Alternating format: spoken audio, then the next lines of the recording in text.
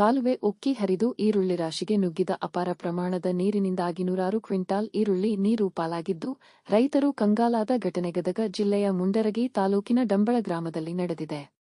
ಸಣ್ಣ ನೀರಾವರಿ ಇಲಾಖೆಯ ನಿರ್ಲಕ್ಷ್ಯಕ್ಕೆ ರೈತರ ಬದುಕು ನೀರು ಪಾಲಾಗಿದ್ದು ಕಟಾವು ಮಾಡಲು ಡಂಬಳ ಗ್ರಾಮದಲ್ಲಿ ಹಾಕಿದ್ದ ನೂರಾರು ಕ್ವಿಂಟಾಲ್ ಈರುಳ್ಳಿ ಫಸಲು ಹಾನಿಯಾಗಿದೆ. 30 ರಿಂದ 40 ರೈತರು ಕಟಾವು ಮಾಡಲು ಈರುಳ್ಳಿಯನ್ನು ರಸ್ತೆಯಲ್ಲಿ ಹಾಕಿದ್ದರು. ಈ ವೇಳೆ ಕಾಲುವೆ ಸ್ವಚ್ಛಗೊಳಿಸದೆ ಅಧಿಕಾರಿಗಳು ನೀರು ಹರಿಬಿಟ್ಟಿದ್ದು ಈ ಎಡವಟ್ಟಿಗೆ ಕಾರಣವಾಗಿದೆ. ಕಾಲುವೆ ಬ್ಲಾಕ್ ಆಗಿ ಅಪಾರ ಪ್ರಮಾಣದ ನೀರು ರಸ್ತೆಗೆ ನುಗ್ಗಿದ್ದು ಇದರಿಂದ ಈರುಳ್ಳಿ ಬೆಳೆಗೆ ನೀರು ತಾಗಿದ್ದರಿಂದ ಲಕ್ಷಾಂತರ ಮೌಲ್ಯದ ಈರುಳ್ಳಿ ಬೆಳೆ ಹಾನಿಯಾಗಿದೆ.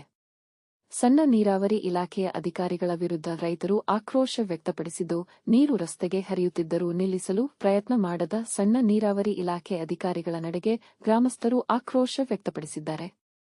ಇಷ್ಟೆಲ್ಲ ಆದರೂ ಗ್ರಾಮಕ್ಕೆ ಬಾರದ ಅಧಿಕಾರಿಗಳ ವಿರುದ್ಧ ರೈತರು ಗರಂ ಆಗಿದ್ದು, ಕೈಗೆ ಬಂದ ತುತ್ತು ಬಾಯಿಗೆ ಬರದಂತೆ ಆಗಿದ್ದರಿಂದ ರೈತರ ಗೋಳಾಟ ಹೆಚ್ಚಾಗಿದ್ದು, ಸಣ್ಣ ನೀರಾವರಿ ಇಲಾಖೆ ಈಗ ಆಗಿರುವ ಬೆಳೆಹಾನಿಗೆ ಪರಿಹಾರ ನೀಡಬೇಕು ಎಂದು ಒತ್ತಾಯಿಸಿದ್ದಾರೆ.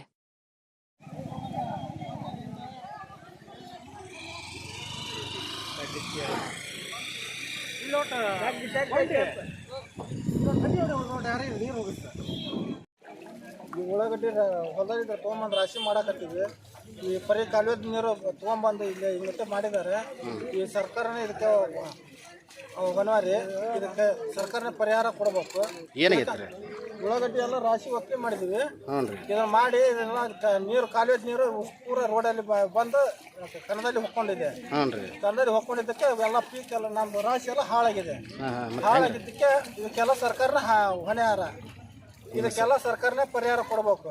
ವರ್ಷಾನ್ಗಟ್ಲೆ ದುಡಿದ್ರಿ 300-350 ರೂಪಾಯಿ ಪಗಾರ ಕೊಟ್ಟು ಈ ನೀರ್ ಬಿಟ್ರ ಮತ್ತ ರೈತ ಏನ್ ಮುಂದಾಗ್ಬೇಕ್ರಿ? ಇದು ಏನಾಗೈತ್ರಿ?